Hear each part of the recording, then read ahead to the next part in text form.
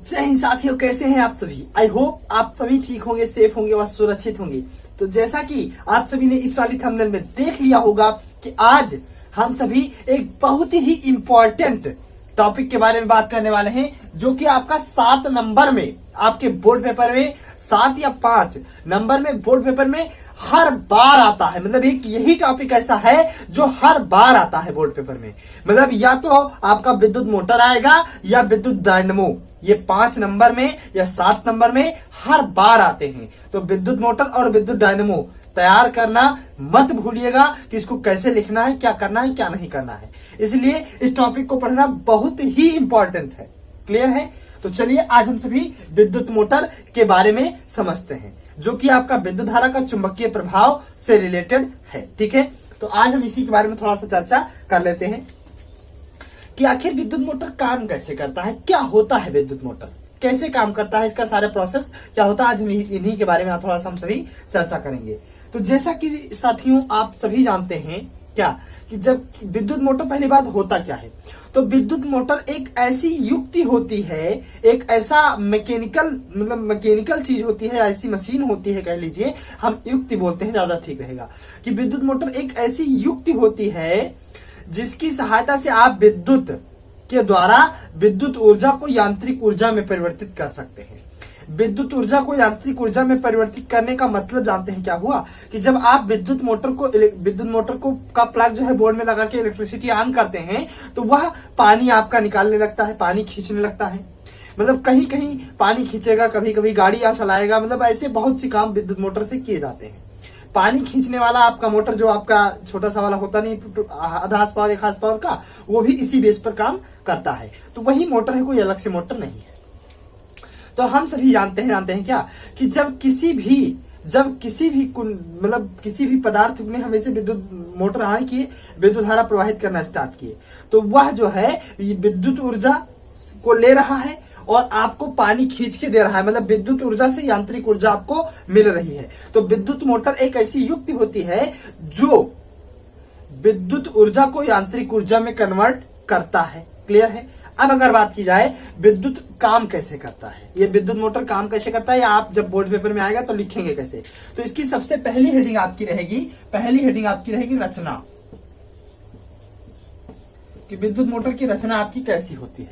तो आप सभी बता देंगे कि इसमें 2 चुंबक लगे होते हैं, या इसमें कुंडली लगी होती है, आर्मेचर जिसको बोलते हैं, इसमें तार लपेटे होते हैं, तो खूब संख्या में तार लपेटे होते हैं। जब विद्युत धारा प्रवाहित करते हैं तो उस कुंडली में विद्युत धारा प्रवाहित होती है, जिससे वह चुंबक की भांति व्यवहार करने लगता है और वह कुंडली अपने अक्ष पर घूमने लगती है, जिससे विद्युत ऊर्जा मैकेनिकल मतलब यांत्रिक ऊर्जा में परिवर्तित हो जाता है। उसके बाद में आपकी दूसरी हेडिंग यहाँ पे जो रहने वाली है, दूसरी हेडिंग अभी जो मैंने बोला आप लोग समझ जाएंगे अच्छे से। कुंडली या आर्मेचर, आप लोग इसको आराम से बोल सकते हैं कि आर्मेचर क्या होता है। ध्यान सुनिए, हम सभी जानते हैं कुंडली क्या होती है। कुंडली मैंने अपने पिछली वीडियोस में भी बताया कुंडली क्या होती है, कि जब किसी भी गोल पदार्थ में उसमें लपेटों की संख्या खूब ज्यादा मात्रा में तार लपेट दिया जाए और उसे गोल वाले पदार्थ को कुछ ऐसा उसका यहाँ पे सिस्टम बनाया जाए कि वह आराम से घूम सके, उसमें घूमने में कोई दिक्कत ना आए। जैसे मान लीजिए यहाँ आपकी गोल है, इसमें खूब ज्यादा पदार्थ मतलब खूब मात्रा में इस प्रकार से तार लपेट दिया जाए और यह अपने अक्ष पर इस प्रकार से घूमने के लिए स्वतंत्र हो, मतलब इस प्रकार से घूम सके आराम से। तो इसी पदार्थ को हम कुंडली कहेंगे। क्या कि इसमें खूब ज्यादा मात्रा में तार लपेटे हों, या अपने अक्ष पर इसे गोल गोल घूम सके, और मतलब तो इसी को हम कुंडली कहेंगे। क्लियर है सभी को? तो कुंडली में आप लोग लिख देंगे कि इसमें एक कुंडली का प्रयोग होता है विद्युत मोटर में, जिसमें खूब ज्यादा मात्रा में तार लपेटा होता है, वह अपने अक्ष पर घूमने के लिए स्वतंत्र होती है। इतनी बात आप लोग उसमें लिख देंगे। कुंडली के बाद आप लोग यहाँ पे, अभी ये मैं बता रहा हूँ कि आप पेपर में कैसे लिखेंगे। अब विद्युत मोटर एक्चुअली में होता क्या है वो अभी मैं बताऊंगा कि ये कैसे काम करता है, भाई कैसे इसमें यांत्रिक ऊर्जा उत्पन्न होती है, ये बात अभी मैं करने वाला हूँ। थर्ड स्टेप आप लोग लिखेंगे स्प्लिट रिंग या विभक्त वलय।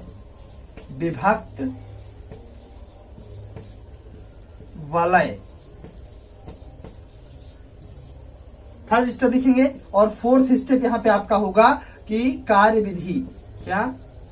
कार्य विधि। और 5वां इसमें आपकी हेडिंग होगी कि उपयोग। बस इतनी ही हेडिंग आपको विद्युत मोटर में लिखनी है। आपका 5 नंबर या 7 नंबर जो जितने में भी आएगा वो आपका पक्का हो जाएगा। तो अब सबसे पहले इन सब के बारे में बात ना करते हुए डायरेक्ट हम उपयोग से स्टार्ट करते हैं।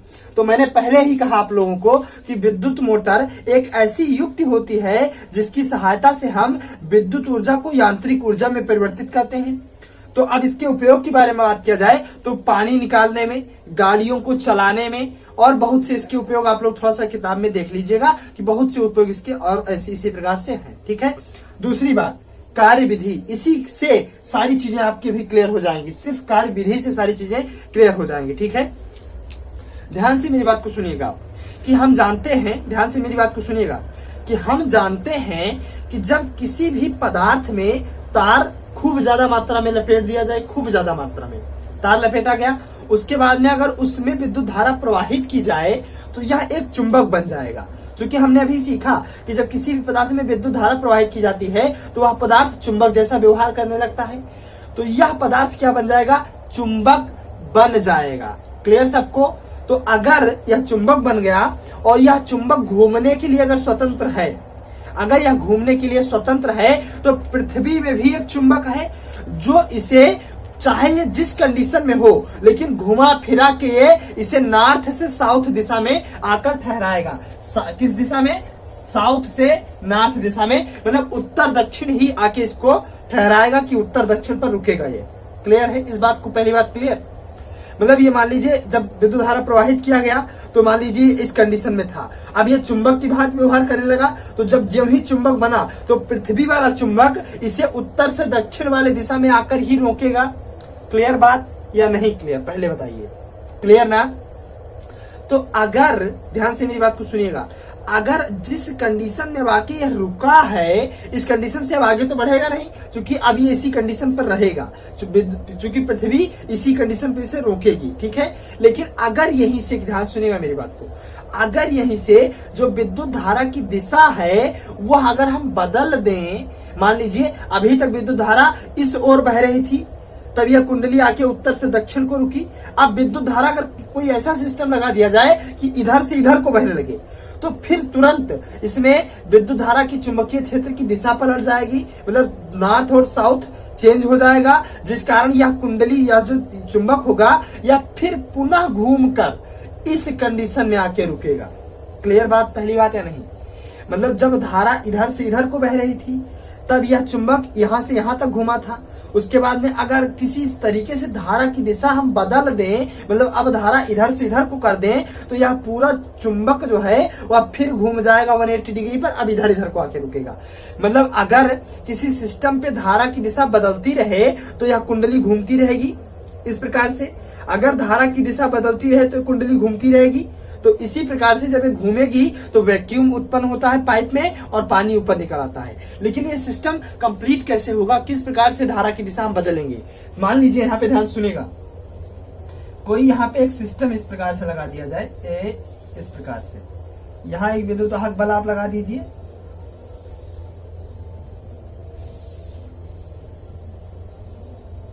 इस प्रकार से। ठीक है।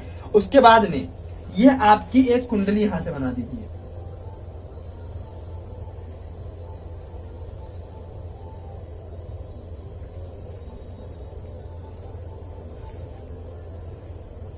इस प्रकार से। उसके बाद में यहाँ पे एक वायर लेके आप इधर चले जाइए, एक वायर लेके आप इधर चले जाइए। ठीक है। उसके बाद में आप इसको जो है इस प्रकार से बना दीजिए, कुंडली बन गया। यही कार्य विधि एक्चुअली में होता है विद्युत मोटर का। क्या?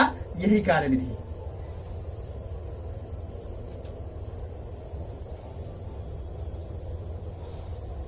ये आपका नॉर्थ पोल मान लीजिए, या आपका साउथ पोल मान लीजिए। ठीक है। इस प्रकार से कुंडली आपकी, ध्यान सुनिएगा, मान लीजिए, ध्यान से मेरी बात को भी ही सुनिएगा, मान लीजिए ये आपका पॉजिटिव, ये आपका नेगेटिव है। ठीक है। मान लीजिए यहां से आप ये विद्युत वाहक बल लगा, यहां से धारा चलना स्टार्ट की, यहीं से धारा चलना स्टार्ट की, इस प्रकार से चल रही धारा, इस प्रकार से धारा चल रही है, यहां तक आई, यहां से धारा यहां से होकर इस तार में इस प्रकार से चलेगी, काले वाले तार में इस प्रकार से चलेगी, फिर यहां से नीले वाले तार में पहुंची, नीले वाले तार में भी इस प्रकार से चलेगी, यहाँ पे इस प्रकार से यहाँ पे इस प्रकार से, यहाँ पे इस प्रकार से, यहाँ पे इस प्रकार से। फिर काले वाले तार में आई, काले वाले तार में इस प्रकार से चलेगी। फिर यहाँ से आई, यहाँ से फिर इस वाले तार में, लाल वाले में आएगी, लाल वाले में ये इस प्रकार से चलेगी, इस प्रकार से चलेगी, इस प्रकार से। मतलब ये इस प्रकार से एक सर्किट कंप्लीट होगा। लेकिन ध्यान से मेरी बात को सुनिएगा। तो भाई इसमें हम अभी तक देख रहे हैं कि धारा देखिए एक सिस्टम में चली जा रही, चली जा रही, चली जा रही, चली जा रही, चली जा रही, चली जा रही। तो यहाँ पे धारा की दिशा बदली कहाँ पे? कहाँ पे ऐसी कंडीशन है कि धारा की दिशा बदल गई जिससे कुंडली निरंतर घूमती रही, कुंडली घूमना बंद नहीं हुई? ध्यान सुनिएगा, जब ये धारा यहाँ से यहाँ गई और यहाँ से यहाँ गई, यहाँ से यहाँ गई, यहाँ से यहाँ गई, तो इधर इसमें आई। लेकिन इस जब ये इतना कुंडली, आधी कुंडली घूम गई, तो मतलब यहाँ से ये विभक्त वलय भी घूम गया और अब ये विभक्त वलय घूम के इधर आ गया और ये वाला विभक्त वलय घूम के इधर पहुंच गया। तो इससे क्या होगा कि जो धारा यहाँ आई थी वह धारा अब इधर को उल्टा चलने लगेगी इसी वायर में, क्योंकि ये कुंडली भी घूम गई है। अब एक्चुअली में मैं इसको 3D आपको नहीं दिखा सकता, लेकिन जब ये कुंडली इस प्रकार से घूमी, सपोज कीजिए इस प्रकार से घूमी, मान लीजिए ये कुंडली इधर को घूम गई, तो ये वाली जो धारा होगी ये यहाँ पे नीचे को दर्शाएगी। देखिए ध्यान से मेरी बात को, ये कुंडली इधर को घूम गई जब, तो ये धारा, ये वाला जो धारा है ये नीचे को दर्शाएगी। लेकिन उसी के साथ साथ आप देखिए कि ये वाला इधर से घूम के इधर आ जाएगा, विभक्त वलय। तो जब ये इधर से घूम के इधर आ गया तो ये धारा जो नीचे को थी अब यही धारा ऊपर को चली जाएगी। मतलब ये एक्चुअली में इधर को थी, लेकिन अब यहाँ से जब ये विभक्त वलय घूम गया तो धारा ऊपर को हो गई, मतलब धारा की दिशा बदल गई। तो जो ही हर 180 डिग्री एंगल पर, ये देखिए 180 डिग्री एंगल पर धारा की दिशा जो है बदल रही है, जिससे कुंडली निरंतर घूमती रहेगी। और यही कारण है कि इसमें निरंतर ऊर्जा जो है बनती रहती है और निरंतर काम होता रहता है। तो ये था आपका विद्युत मोटर की कार्यविधि। इसको मैं 3D में एक वीडियो प्ले करके भी लास्ट में आपको दिखा दूंगा कि किस प्रकार से वास्तव में काम करते हैं। मुझे 3D में ये नहीं मैं बता पाया हूँ, 3D में लास्ट में भी वीडियो प्ले करके दिखा दूंगा, लास्ट तक बने रहिएगा।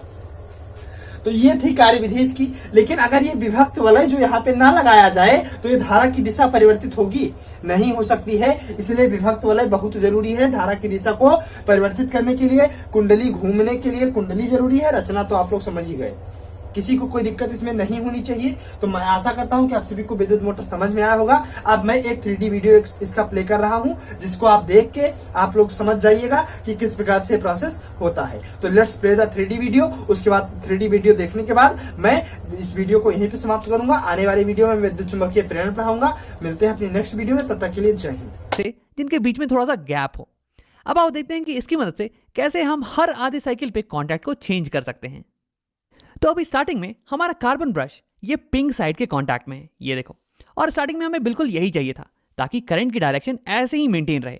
लेकिन देखो थोड़ी देर बाद हमारा कॉइल ये रोटेट करके वर्टिकल हो जाएगा और फिर करंट की डायरेक्शन ये चेंज हो जाने वाली है। लेकिन यहाँ देखो हमारा ब्रश ये ब्लू साइड के कॉन्टैक्ट में आ गया है और ये बिल्कुल ही अच्छी चीज़ है, क्योंकि अभी भी हमारा करंट का डायरेक्शन ये बिल्कुल ही मेंटेन रहने वाला है। अब देखो तुरंत थोड़ी देर बाद ये जो कॉइल ये फिर से रोटेट करके वर्टिकल पोजीशन में आ जाने वाला है और फिर करंट की डायरेक्शन चेंज कर जाएगी। लेकिन यहाँ देखो हमारा ब्रश ये पिंक वाले साइड के कॉन्टैक्ट में आ गया है और हमारी करंट की डायरेक्शन ये अभी भी चेंज नहीं हुई है एक्सटर्नल सर्किट में। तो तुम्हें दिख रहा होगा कि कैसे इन स्प्लिट रिंग्स का इस्तेमाल करके हम ऑटोमेटिकली ब्रश और वायर के बीच के कॉन्टैक्ट को चेंज कर पा रहे हैं। तो यहाँ पे हमने बना लिया है अपना डीसी जनरेटर। ये हमें डायरेक्ट करंट देता है